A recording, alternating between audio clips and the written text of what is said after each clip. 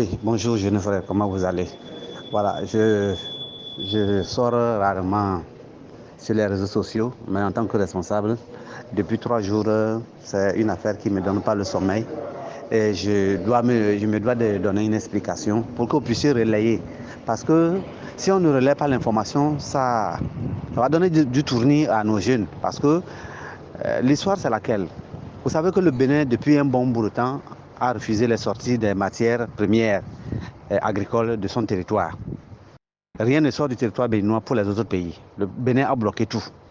Alors, en octobre passé, il s'agit d'un jeune de Sanluaga qui est allé jusqu'à Parakou et il a rempli le véhicule de maïs presque frais. Ce n'était pas encore sec. Alors, je ne sais pas comment ce garçon s'est débrouillé depuis Parakou jusqu'à arriver à Mandouri sans être pris par les forces béninoises. Parce que quand on te prend, on arrête la cargaison, tu n'as pas droit à la cargaison, tu n'as pas droit au véhicule. Moi, je vous parle en tant que maire de Mandouri, député maire de Mandouri, Pendial 1. Donc, il a soudoyé toutes les forces de sécurité du Bénin là, sur toute la route, jusqu'à la frontière au Togo.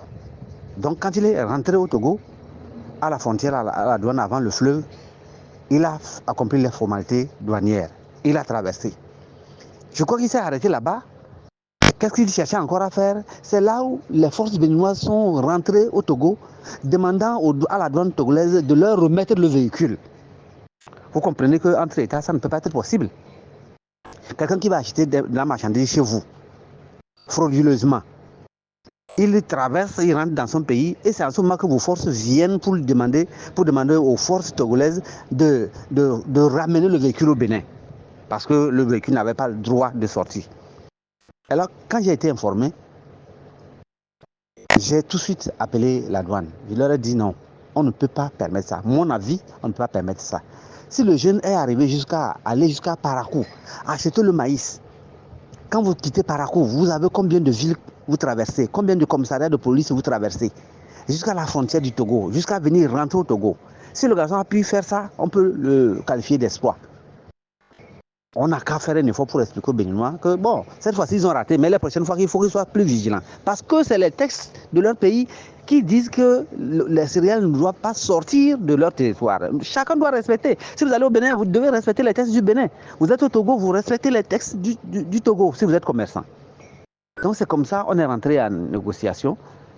Dapaon, le chef de douane, le colonel de Dapaon a envoyé les éléments à Mandouri pour venir voir qu'est-ce qui se passe en réalité. Ils sont venus, ils ont vu, ils m'ont appelé, ils leur ont dit transmettez ce message au colonel, dites au colonel, si on peut libérer le garçon, on le libère et on lui donne des conseils la prochaine fois.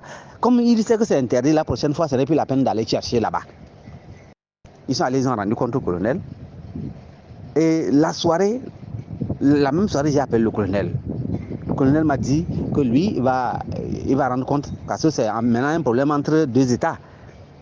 Il va rendre compte. S'il libère tout de suite comme ça, demain, si ça a un problème, on va lui dire défaut de compte rendu. Et donc, il a rendu compte. Donc, nous sommes au deuxième jour maintenant, ça. Du maïs dans un véhicule, du maïs qui n'est pas encore totalement sec dans un véhicule. Vous pouvez imaginer à peu près ce qui peut se passer. Donc, c'est le troisième jour que le colonel Papadia de Dapaon a eu le compte rendu de libérer le véhicule. Pendant qu'il va pour libérer le véhicule, maintenant on constate que le maïs a pourri. Bon, maintenant, on accuse qui? On accuse la douane togolaise. C'est la version, ça, c'est la vraie version, ça. Il faut que vraiment les gens... Et quand j'ai contacté le journaliste, ce n'est même pas lui qui a fait le travail, le journaliste qui a écrit, ce n'est pas lui. C'est des enfants qui suivent derrière lui là, qui sont allés... le jeune est allé les rencontrer avec le maïs pourri là. Et ce n'était pas que du maïs seul. Il y avait même, comment on appelle, dans notre langue,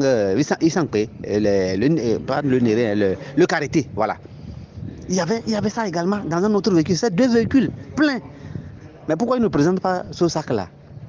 Pourquoi ils ne présentent pas plutôt ce véhicule-là qui était aussi plein de noix de karité? Donc, je crois qu'il ne faut pas qu'on